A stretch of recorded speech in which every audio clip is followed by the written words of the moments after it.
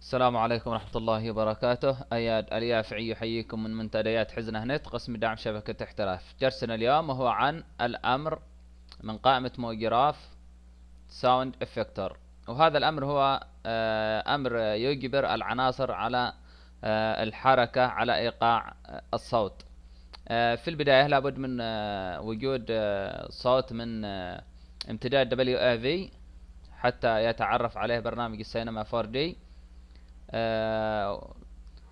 وثانيا قمنا بإنزال هذه البلين بهذه المقاسات. طبعا هي مقاسات اختيارية وليست إجبارية. ثم قمنا بإنزال هذا المكعب بهذه القيم وهذه المسارات طبعا في الأسفل. ثم نقوم بعد ذلك بإنزال الكلونر اوبجكت، وهو يقوم بنسخ العنصر الذي نضيفه إليه. سنقوم بالتعديل هنا على شكل صفوف. نجعل 6 صفوف مثلا في 6 صفوف، وفي المسار واي صف واحد فقط، ونجعل هنا 1600 مقاس في 1600. كما تشاهدون العناصر ظهرت بشكل جميل. أو نجعل هنا مثلا 8، عفوا 8 في 8، هكذا كما تشاهدون.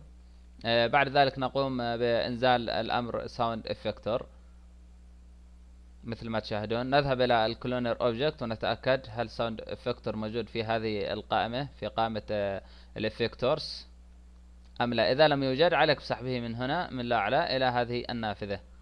الآن نذهب إلى الساوند افكتور، نضغط على افكتور ونذهب إلى ساوند فايل يعني الملف الصوتي. نسحب الشريط قليلا كما تشاهدون. ثم نقوم باستيراد الملف الصوتي، وهو هذا الملف من النوع WAV كما تكلمنا سابقا. نقوم بفتح هذا الملف. في برنامج الريال بلاير يعني أمر قريب من هذا العمل الذي نقوم به كما تشاهدون. وإنما في الألوان، تشاهدوا الألوان تتحرك على إيقاع الصوت كما تشاهدون هذه. نحن نقوم بعمل قريب من هذا العمل، وإنما بحركة العناصر وليس بحركة الصوت.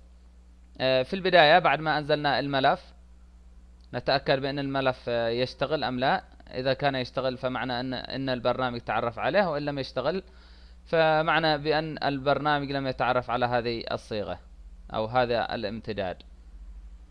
نضغط على هذا الأمر بلاي. كما سمعتم الصوت، فهذا يدل على أن البرنامج تعرف على هذا الملف. نقوم بتشغيل الفريمات من هنا. كما تشاهدون العناصر تقوم بالحركة، فهذا يدل على أن البرنامج كمان تعرف على هذا الملف. نقوم بتفعيل الصوت هنا ثم نشغل. كما تشاهدون العمل يتحرك من هنا. فالعناصر هذه تتحرك على إيقاع هذا الصوت أو النغمة أو غيره. نعمل شوية حركات على هذه العناصر التي هنا. في البداية نقوم بتغيير هذا الأمر من all إلى step، وهو يقوم بتحريك العناصر بطريقة عشوائية كما تشاهدون. يعني بعضها يتحرك وبعضها لا يتحرك. نذهب إلى أمر بارامتر، وعندنا عدة خيارات هنا مهمة. الأمر بوسيشن، وهو يقوم يتحكم في حركة العناصر في المحور X أو Y أو Z. هو افتراضيا يجعل القيمة هنا 50، نجعلها نحن 400 ليقوم بالحركة بشكل أكبر. كما تشاهدون ارتفعت قليلا.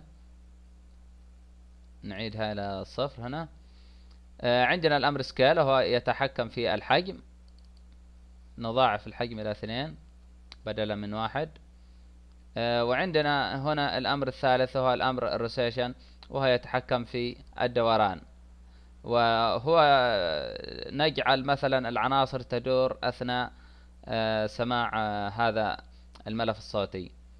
وهي أمور طبعا افتراضية، بإمكانك التجربة على كافة المحاور بنفسك. نقوم بالتشغيل بعد ما عملنا هنا شوية تغييرات. كما تشاهد تدور وتتحرك بطريقة على غير الطريقة التي سبقت. نقوم بعمل هنا صفر أو نلغي التفعيل طبعا.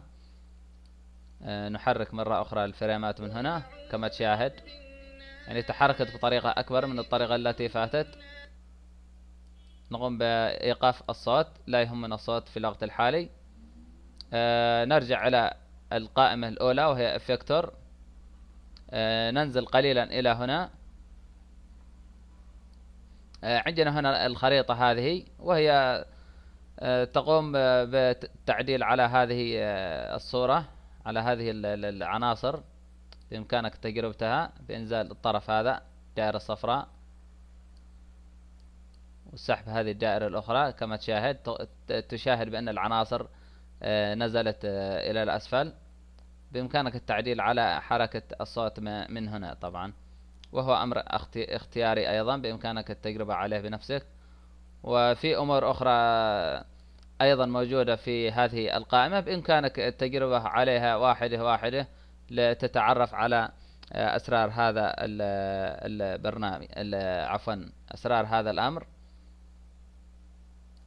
عندنا هنا الألوان، وهي أن تجعل الألوان تتغير أثناء سماع الملف الصوتي. لتغييرها لابد من تفعيلها من هنا، من أمر كلر مود، اختيار اون وهو التشغيل. كما تشاهد تغيرت الألوان إلى الأبيض، لأن اللون الافتراضي هو اللون الأبيض. بإمكاننا التغيير عليه من هنا، الضغط عليه مرة واحدة بزر الماوس الأيسر أو مرتين، ثم اختار اللون الذي ترغب فيه. كما تشاهد اللون هنا تغير. نسحب هذا قليلا، نشاهد بأن الطرف الآخر هو اللون الأبيض، نغيره إلى اللون الأخضر مثلا. وبإمكانك إضافة أي لون آخر أو ألوان إلى هذه القائمة، عفوا هكذا. فعليك التقريب قليلا حتى يتفاعل هذا اللون مع العناصر. بإمكانك تقريبه إلى اليسار مثل ما تشاهد.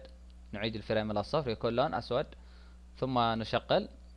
كما تشاهد كلما اشتغل كلما تغيرت الألوان هكذا. وبإمكانك كمان التغيير من الرايت شانل هكذا حتى يظهر اللون بشكل كامل على كافة العناصر. نشغل الصوت لتستمعوا إليه. كما